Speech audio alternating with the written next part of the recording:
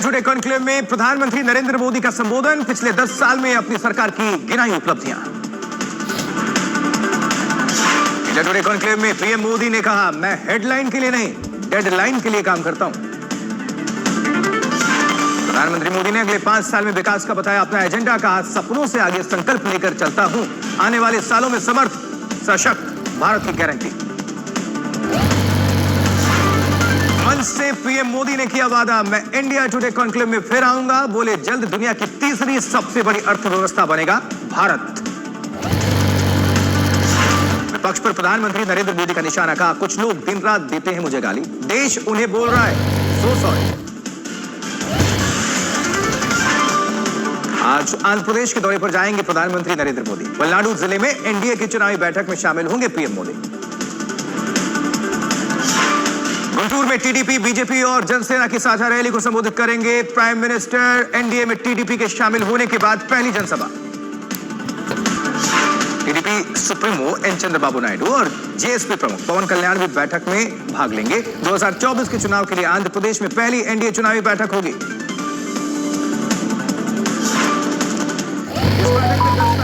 गठबंधन सहयोगी टीडीपी, जनसेना और बीजेपी शामिल होंगे। लंबे वक्त बाद मोदी, नायडू और कल्याण एक मंच पर नजर आएंगे। वहीं पवन कल्याण की जनसेना 2 लोकसभा और 21 विधानसभा सीटों पर लड़ेगी चुनाव। नायडू ने विधानसभा चुनाव के लिए 128 उम्मीदवारों के नामों की की है घोषणा। वहीं लोकसभा चुनाव की तारीखों का ऐलान हो चुका है। 7 चरणों में होगा लोकसभा चुनाव। 4 जून को नतीजे। पहले चरण में 19 अप्रैल को 21 राज्यों और केंद्र शासित प्रदेशों की 102 सीटों पर होगी वोटिंग। साथ ही 10 राज्यों में चुनाव की प्रक्रिया भी पूरी हो जाएगी। दूसरे चरण में 26 अप्रैल को 13 राज्यों और केंद्र शासित प्रदेशों की 89 सीटों पर होगा मतदान और इसके साथ ही 4 राज्यों में मतदान प्रक्रिया पूरी होगी। तीसरे फेज में 7 मई को 12 राज्यों और केंद्र शासित प्रदेशों की 94 सीटों पर होगा मतदान। साथ ही 6 राज्यों और केंद्र शासित प्रदेशों में होगी वोटिंग। चौथे चरण में 13 मई को 10 राज्यों और केंद्र शासित प्रदेशों के 96 सीटों पर मतदान। साथ ही 3 राज्यों और केंद्र शासित प्रदेशों में पूरा होगा मतदान। पांचवें चरण में 20 मई को 8 राज्यों और केंद्र शासित प्रदेशों की 49 सीटों पर होगी वोटिंग। साथ में 3 और राज्यों, केंद्र शासित प्रदेशों में होगा मतदान। छठे चरण में 25 मई को 7 राज्यों और केंद्र शासित प्रदेशों की 57 सीटों पर मतदान। इस चरण के साथ 2 और राज्यों और केंद्र शासित प्रदेशों में संपन्न होगा मतदान। 7वां और आखिरी चरण 1 जून को 8 राज्यों और केंद्र शासित प्रदेशों की 57 सीटों पर मतदान। साथ ही 8 राज्यों और केंद्र शासित प्रदेशों में पूरी होगी मतदान प्रक्रिया। इस बार चुनाव प्रचार में बच्चों के इस्तेमाल की अनुमति नहीं है। साथ ही लगभग 3.5 लाख सीएपीएफ कर्मियों की तैनाती होगी। 3,40,000। चुनाव की तारीखों के ऐलान के साथ ही आया प्रधानमंत्री नरेंद्र मोदी का ट्वीट, कहा आ गया लोकतंत्र का सबसे बड़ा त्योहार। बीजेपी और एनडीए लोकसभा चुनाव के लिए पूरी तरह तैयार। लोकसभा चुनाव की तारीखों के ऐलान के बाद शुरू हुआ शब्दों का सियासी प्रहार। कांग्रेस अध्यक्ष खड़गे ने कहा 2.5 महीने तक ठप रहेंगे विकास कार्य। सीईसी चीफ इलेक्शन कमिश्नर के ईवीएम वाले बयान पर कांग्रेस का पलटवार। अधीर रंजन चौधरी ने कहा हम कहें तो नफरत, वो कहेंगे तो प्रेम। वहीं बीएसपी ने लोकसभा चुनाव लंबा खींचने का लगाया आरोप। बीएसपी ने प्रेस रिलीज करके कहा लोकसभा चुनाव अगर 3 या 4 चरणों में होगा तो चुनावी खर्चे में कमी आएगी। लोकसभा चुनाव की तारीख को लेकर संजय राउत की प्रतिक्रिया, का देश में चुनाव आयोग, ईडी, सीबीआई जिस तरह से काम कर रहे हैं उससे हमको संदेह है।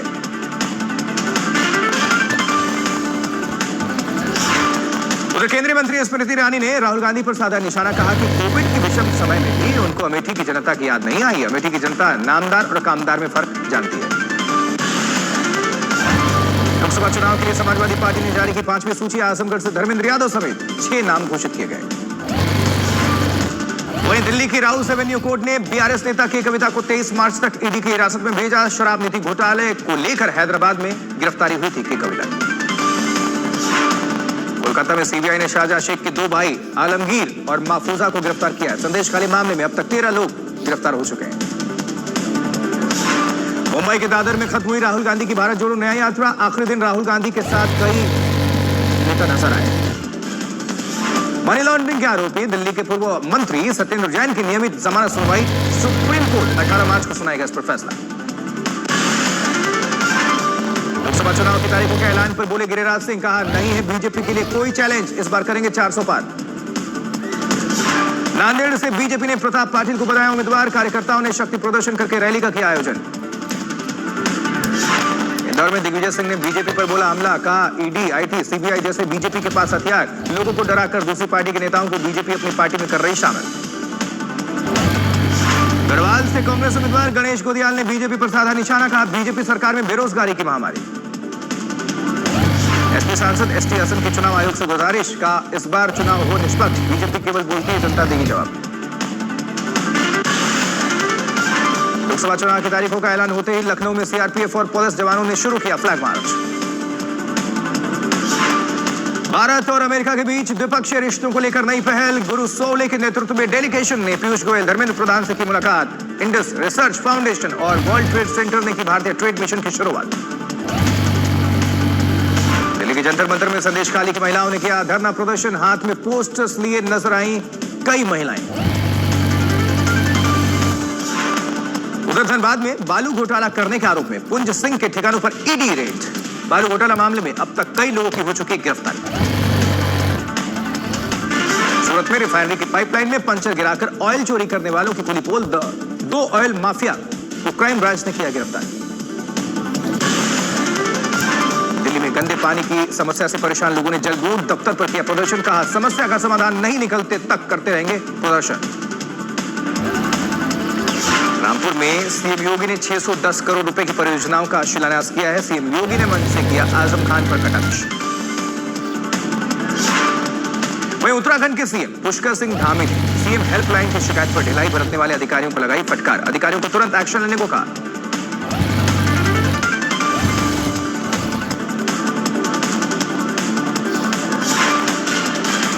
भीलवाड़ा में 36 दिन का कैसे आया है ना ये मैडम, इसका मतलब ये है कि मानसिकता उनको काम करने की नहीं है, इसलिए 36 दिन तक हम बना रहे हैं। अगर नहीं होने वाला तो तुरंत कर। उधर भीलवाड़ा में उत्तराखंड के सीएम का निजी सचिव बन के करोड़ों की ठगी का मामला, नगर परिषद उप सभापति को बनाया ठगी का शिकार, पुलिस ने किया गिरफ्तार। जेडीयू के विधायक डॉक्टर संजीव कुमार ने लोकसभा में खगड़िया से फिर से पेश की दावेदारी, कहा महबूब अली के कार्यों की जांच होनी चाहिए। जबकि पश्चिम बंगाल में पहले चरण में 3 सीटों पर मतदान के लिए 25,000 सुरक्षाकर्मी किए जाएंगे तैनात। 19 अप्रैल को होगा पहले चरण का चुनाव। चुनाव से पहले झारखंड के चंपई सोरेन कैबिनेट ने पारित किए 53 प्रस्ताव। स्कूल जाने वाले बच्चों के लिए बड़ा फैसला, कक्षा 1 से कक्षा 8 तक के बच्चों को अब सरकार निःशुल्क स्कूल बैग उपलब्ध करवाएगी। उत्तरी दिल्ली के इंदरलोक के इलाके में सड़क पर नमाज पढ़ने के दौरान नमाजी को कथित रूप से लात मारने के मामले में 30 हजारी कोर्ट ने घटना पर मांगी विस्तृत रिपोर्ट। 1 मई को होगी अगली सुनवाई। चुनाव आचार संहिता लागू होने के बाद बिहार की राजधानी पटना में हुआ एक्शन, हटाए जाने लगे सरकारी विज्ञापनों के होर्डिंग्स, पोस्टर्स और बैनर्स। कानपुर में आईआईटी कानपुर की मदद से तैयार हुआ अनोखा ड्रोन, और ये ड्रोन समुद्र हो या बाढ़ अब हर जगह जान बचा लेगा। आईआईटी का ड्रोन डूबने वालों को खुद खोज कर बचा लेगा इनकी जिंदगी। राजस्थान झालवाड़ में फागोत्सव के तहत भजन संध्या पर झूमे दर्शक, भजन के साथ साथ फूलों की होली के बीच हुई इत्र की बारिश। अयोध्या में गीत संगीत के बीच फूलों और गुलालों की होली पर थे लोग। जगत गुरु परमहंस और साधु संतों ने रामलला के साथ मदुरई में सुब्रमण्यम स्वामी मंदिर में पंगुनी उत्सव उत्सव की धूम, दूर दूर से पहुंचे दर्शनार्थी। जबरदस्त बर्फ की आगोश में लिपटा हुआ बद्रीनाथ धाम, बद्रीनाथ मंदिर का परिक्रमा स्थल और सभा मंडप में जमी है जबरदस्त बर्फ। इधर मथुरा में हेमा मालिनी पहुंची होली मिलन समारोह में, लोगों ने किया स्वागत। हेमा मालिनी ने खेली फूलों की होली। हिमाचल प्रदेश के कुल्लू मनाली के सोलंग में हुई ताजा बर्फबारी। मध्य प्रदेश के रायसेन में तोप चलाने की परंपरा है। यहाँ तोप की आवाज सुनकर मुस्लिम समाज के लोग रोजा खोलते हैं। 305 साल पुरानी ये परंपरा आज भी कायम है। राजस्थान के करौली में जिले के सभी मंदिरों में होली की धूम, ब्रह्मा ऋषि आश्रम में मनाया गया होली महोत्सव। श्रद्धालुओं ने एक दूसरे को लगाया गुलाल। मथुरा श्री कृष्ण जन्म स्थान पर होने वाली होली की सभी तैयारियां हुई पूरी। 20 मार्च को होने वाली लठमार होली के लिए भी लगी है सैलानियों की भारी भीड़। गाजीपुर में पुलिस ने किया चोरी का खुलासा। रिश्तेदार ही निकला मास्टरमाइंड। ससुराल में साथियों संग मिलकर की थी चोरी। सिवान में बंद कमरे से मिली युवक की लाश, जांच कर रही पुलिस। जबलपुर में हुए दोहरे हत्याकांड में पुलिस ने किया खुलासा। मृतक की बेटी के भी आरोपी के साथ मिले होने की खबर आई। हमीरपुर में जेल में कैदी ने कर ली आत्महत्या। मृतक के परिजनों और ग्रामीणों ने जताया विरोध। फाजिल्का में जमीन विवाद को लेकर पोते ने की दादा की हत्या। पुलिस ने आरोपी पोते को इस मामले में गिरफ्तार किया है। जबकि सोनीपत की एक सोसाइटी के लिफ्ट में महिला के पालतू कुत्ते पिटबुल ने एक शख्स को प्राइवेट पार्ट पर काट लिया। पूरी घटना का वीडियो वायरल हो रहा है। अलवर में कई दिनों से आरोपी से चल रहे विवाद में पीड़ित महिला ने खुद को पेट्रोल डालकर जला लिया। आरोपी ने खुद महिला को बचाने का प्रयास किया। आरोपी के हाथ में जुलूस।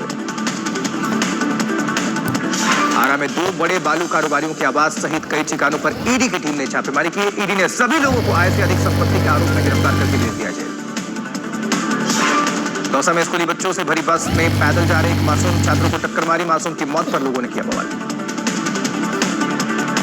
बहादुरगढ़ में एक युवक को बेरहमी से पीटा। पूरी घटना का वीडियो वायरल। उधर मोतिहारी में छात्रवृत्ति नहीं मिलने से नाराज हुए छात्र। सैकड़ों छात्रों ने किया जमकर विरोध। झांसी में पुलिस ने मृत महिला को खोज निकाला। कोर्ट के आदेश पर लिखा गया था हत्या का मुकदमा। फरीदकोट में पुलिस और बदमाशों के बीच एनकाउंटर। 3 बदमाश पुलिस की गोली से जख्मी बताए जा रहे हैं। फतेहपुर में लगातार छेड़खानी से तंग आकर छात्रा ने किया आत्महत्या। परिजनों की गैर मौजूदगी में घर में खुद को लगा ली आग। छेड़छाड़ करने वालों की जांच में जुटी पुलिस। जबकि जालौन में महिला पुलिसकर्मी से रेप करने के आरोप में एक कांस्टेबल पर केस दर्ज हुआ है। फाजिल्का में पुलिस ने किया आत्महत्या के मामले का खुलासा। ससुराल वालों से तंग आकर शख्स ने लगाई थी खुद को आग। अंबाला में रेल कर्मचारियों के लिए खड़े डिब्बे में अचानक आग लग गई। खाना बनाने के दौरान एक सिलेंडर के ब्लास्ट होने की खबर। कानपुर में मात्र 2000 रुपए के लिए कुछ दबंगों ने की एक छात्र की पूरी तरह से पिटाई। मारपीट का पूरा वीडियो बनाकर वायरल कर दिया। 5 लोगों को गिरफ्तार किया गया।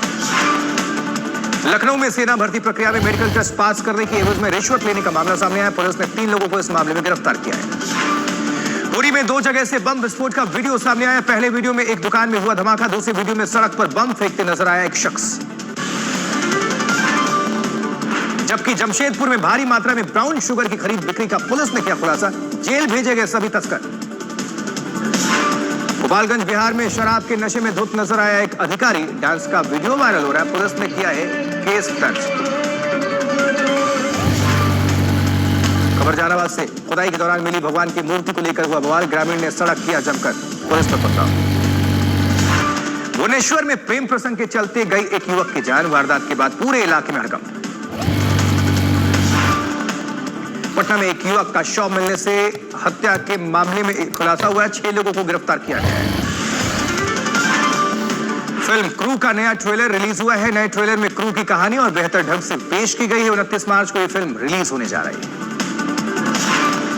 इंडिया टुडे कॉन्क्लेव में सोशल मीडिया स्टार ओरी शामिल। अभिषेक बच्चन जल्द आएंगे नई फिल्म में नजर। फिल्म मेकर सुजीत सरकार के साथ करेंगे काम।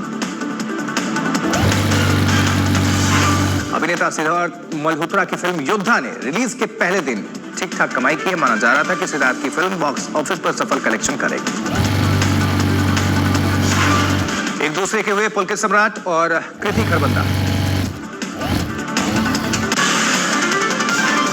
गाजा पट्टी पर हवाई हमले के साथ ही मदद भेजने का सिलसिला जारी है। सेंट्रल गाजा के नुसीरत शरणार्थी कैंप पर इजरायली एयर स्ट्राइक में मरने वालों की संख्या 20,000 के पार पहुंची। राष्ट्रपति चुनाव के दूसरे दिन भी रूस की सीमा के भीतर यूक्रेन का हमला। रूस की सिजरन तेल रिफाइनरी पर ड्रोन हमले के बाद लगी भीषण आग। जबकि यूक्रेन के ड्रोन हमले में रूस के 2 नागरिकों की मौत हो गई। बेलगोरोद के गवर्नर ने स्कूल और शॉपिंग सेंटर को बंद करने का फैसला लिया है।